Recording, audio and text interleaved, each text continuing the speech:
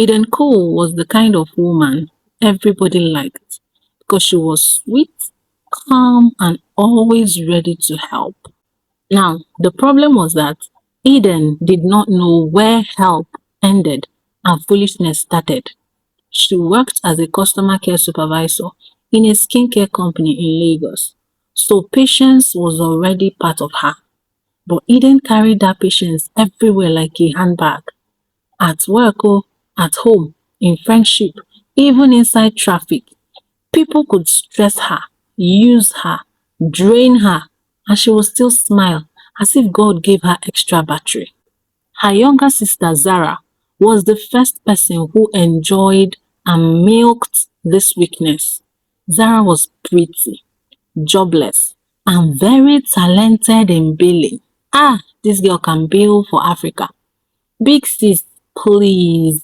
I need money for help. I have an interview. A job is coming. Zara, the interview is online.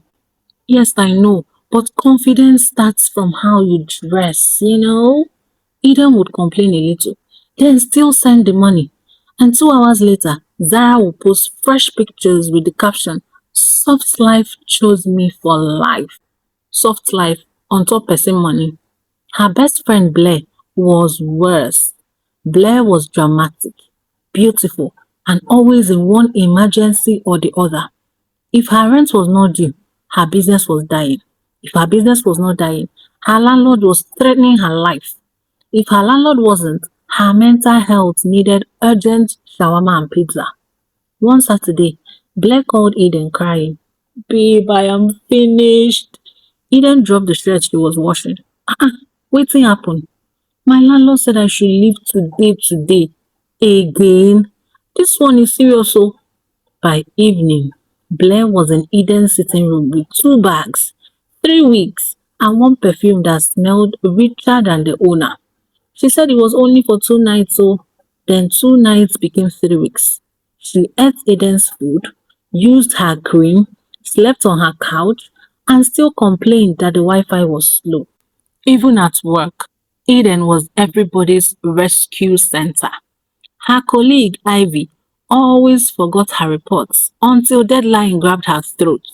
One evening, Ivy ran to Eden's desk with tears loading in her eyes. Eden, baby, please help me. My report is due tomorrow. The report that they gave you last week? Yes, so what were you doing since then now? I was mentally preparing. Eden wanted to say no, but her mouth failed her. By 9 that night, Eden was still in the office, finishing Ivy's report, while Ivy had gone home with migraine. Later, Ivy posted pepper soup on her status. I mean, the migraine clearly had an appetite. Eden's boyfriend, Jude Wells, had been watching everything tiredly. Jude loved this girl, but he hated the way she allowed people use her like free Wi-Fi. One evening, he came to see her at the office and found her standing outside without her car. Where is your car now? He asked. Um, our neighbor borrowed it to pick up her son. How long ago was this? He then checked the time. Almost 2 hours now. Jude stared at her. So you are standing here because your neighbor is driving your car around the whole of Lagos. She said it was urgent and important. Eden, everything is urgent when people know you cannot say no. Just then, the neighbor drove in, chewing gum confidently. The fuel light was blinking red as if he wanted to cry. Sorry, my dear, Traffic was mad, the woman said. Jude looked at the dashboard and said, Did traffic also drink the whole of the fuel in this car? The woman laughed it off and walked away. Eden smiled weakly. But that was no funny Jude at all. Inside his car, he said, You think people love you, eh? But some of them only love you for what they can collect from you. They will just milk you and throw you away like an empty cook. Eden frowned. I just like helping. No, Eden, you like being needed. There is a difference. You just enjoy the feeling of being needed by people. That one touched am small but she said nothing. They went out, had fun, and Jude dropped her off later. That night, Eden lay on her bed, feeling tired from everybody's problem. Head full, on top people headache. Zara had sent her another billing message. Ivy had texted, "You are a lifesaver, my love." Blair was in the sitting room, eating Eden's last noodles. Eden stared at her phone and wondered if she was truly kind or just scared that people would stop loving her if she ever said no. Before she could finish thinking, Blair entered her room wearing Eden's slippers. "Babe, abeg, can I ask you for one small favor?" Omo, by the next week, Jude had reached his limit. So after work one day, he simply took Eden to a quiet restaurant, ordered food, and waited until she had eaten enough rice to hear the truth without fainting. Then he said, "Eden, I want to truly build a future with you." Eden looked up quickly. "Future?" Jude smiled.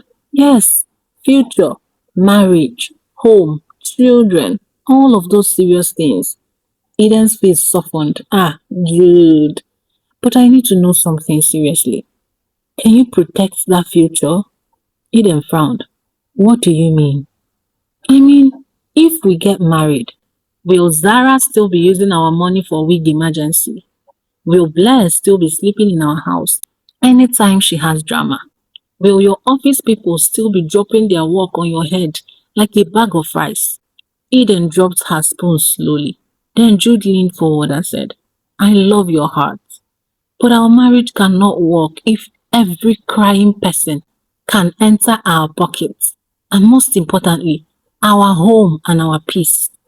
Eden became quiet because food suddenly lost its sweetness.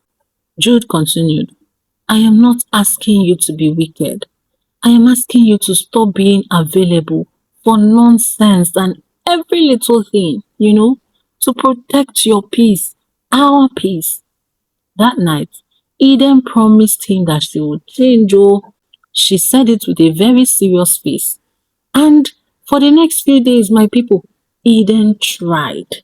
When Zara sent her a message asking for money to buy a new dress because her old clothes were affecting her destiny and her beauty, Eden stared at the phone and breathed out.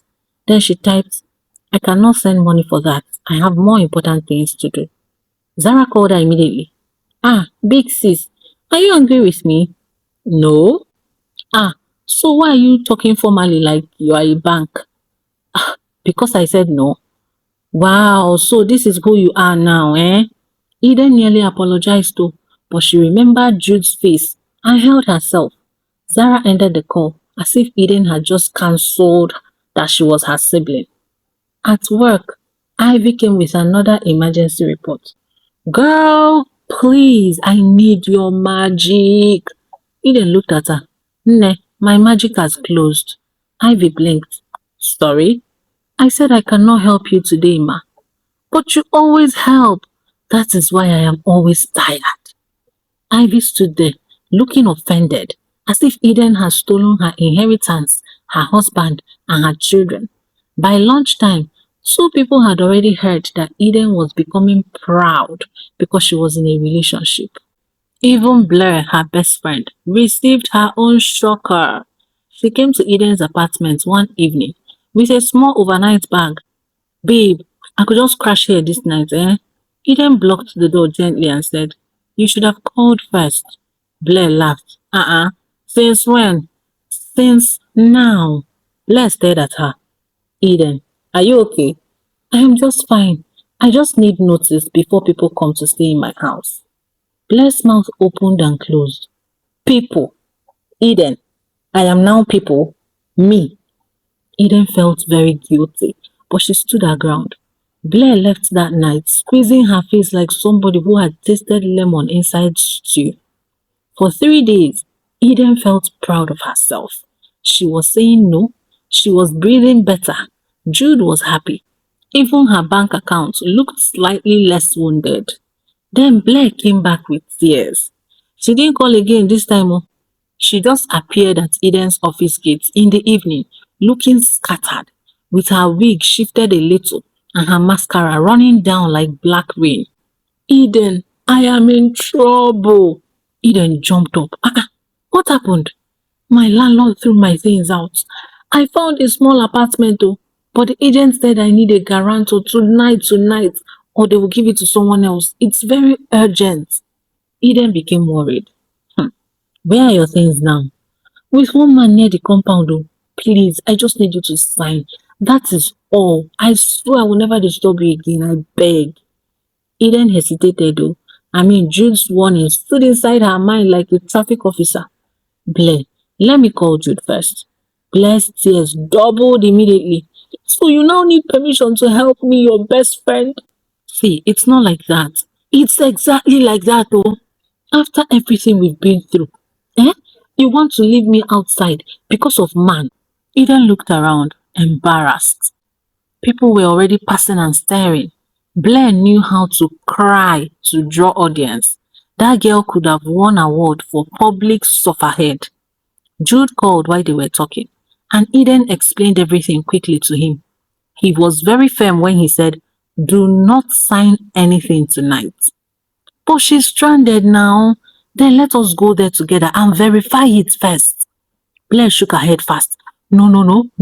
The agent is leaving soon.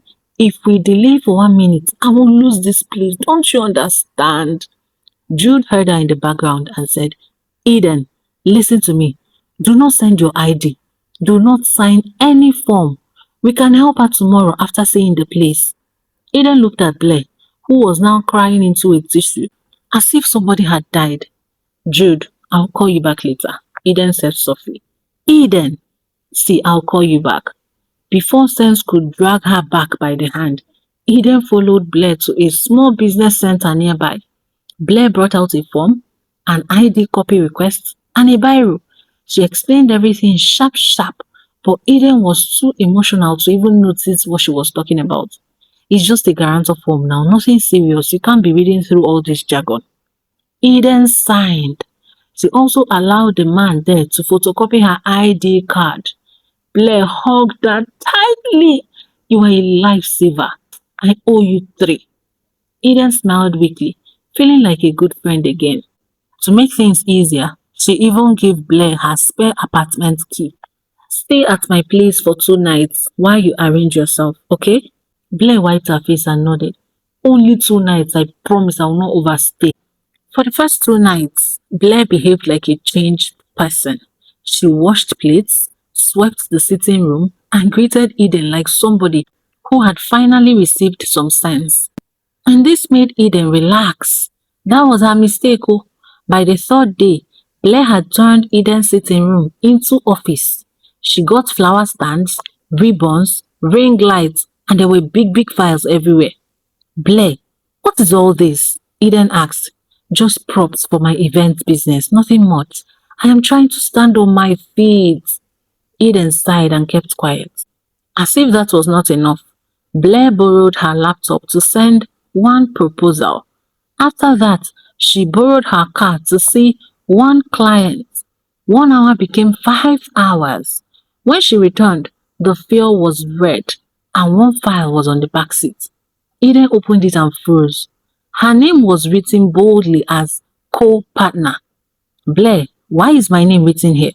Blair laughed. Ah, babe, it's nothing serious, so I only use this so people will trust me. You know you have a serious company you work at, so that's just it. Eden wanted to shout, but Blair started begging and praising her, so Eden just swallowed her anger, as usual. Meanwhile, trouble was growing elsewhere. At work, Ivy used Eden's login to submit a client discount and made a costly mistake. Instead of confessing to Eden, she kept quiet. Zara also started telling people that her sister had promised to sponsor her birthday party. Eden did not know that everybody was using her name like free receipts. Then on Wednesday afternoon, her village people gathered on her head. Eden was sitting gingerly at her desk when 3 angry people stormed into the office. One woman pointed at her. That is her there. Eden stood up. And me? Where is Blair? The woman shouted. She collected our money for wedding decoration and disappeared. Eden's heart sank. The man beside her threw a paper on her desk. Eden saw her signature, her ID copy, and her name written as guarantor. She said you're her partner. She even came with your car. Ah, everywhere became silent. Eden called Blair immediately, and the number was switched off. She called again, the same thing. Before Eden could even explain, her manager came out with a very hard and strong face. Eden, finance just reported a wrong approval with your login. Eden was shocked. She turned and saw Ivy looking down at her desk.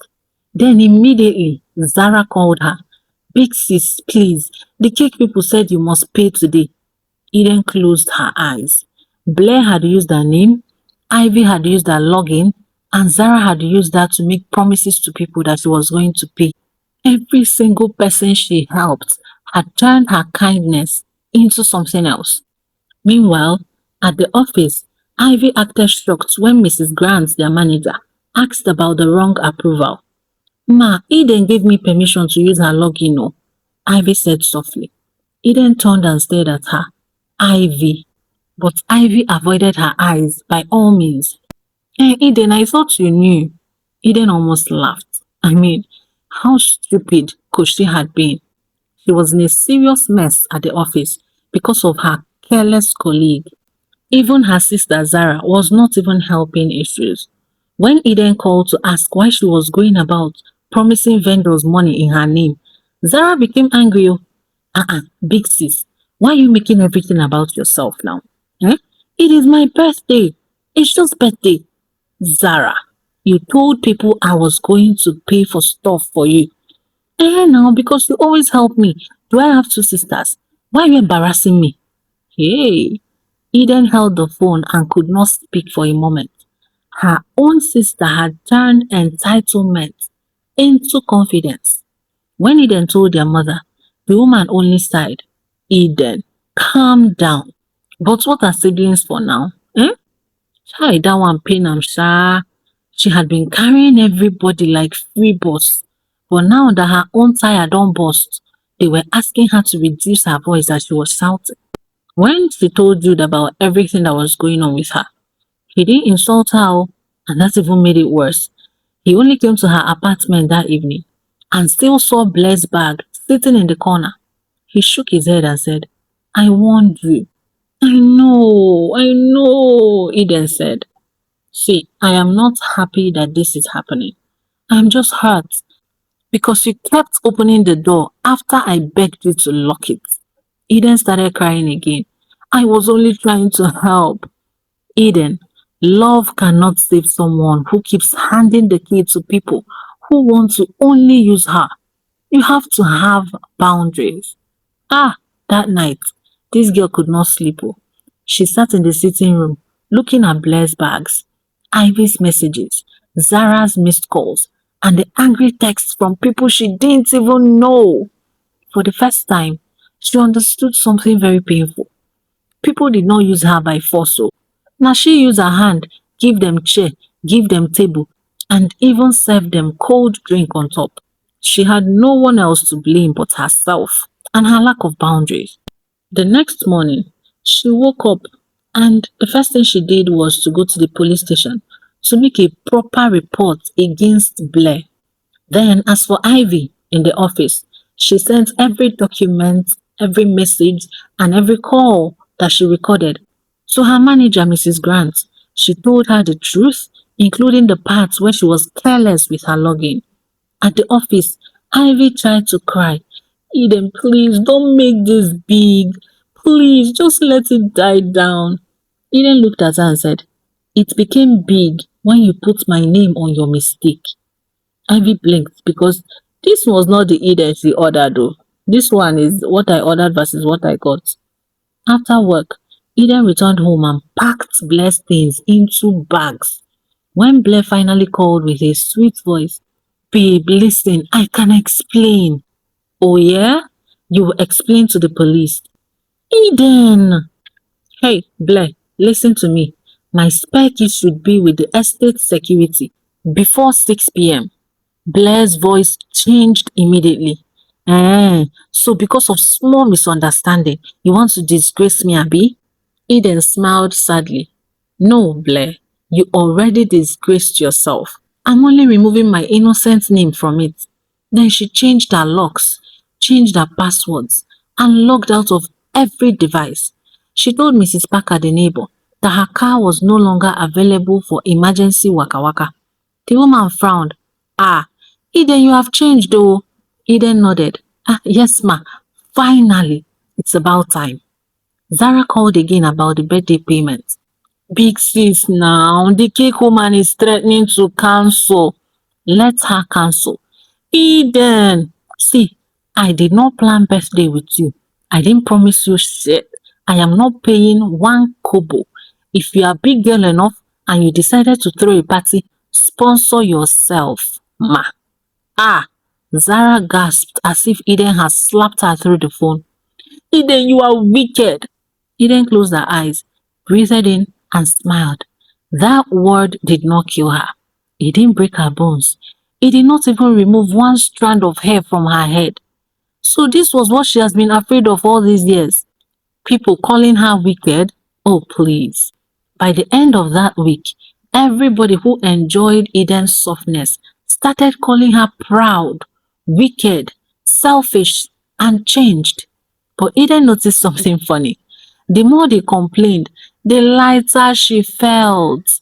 Their anger was not proof that she had become bad. It was proof that the free road through her life had finally closed. As for that girl Blair, she was caught 2 weeks later because she tried the same trick on another woman named Grace.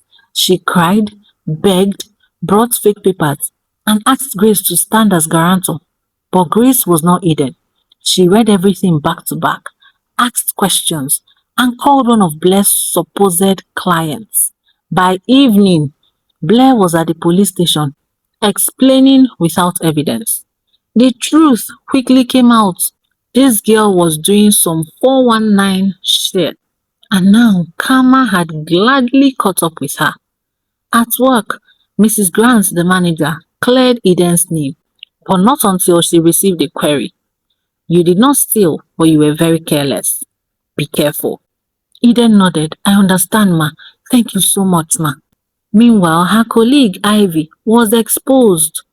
And when she tried to beg Eden to cover her, Eden said, your mistake cannot continue wearing my name.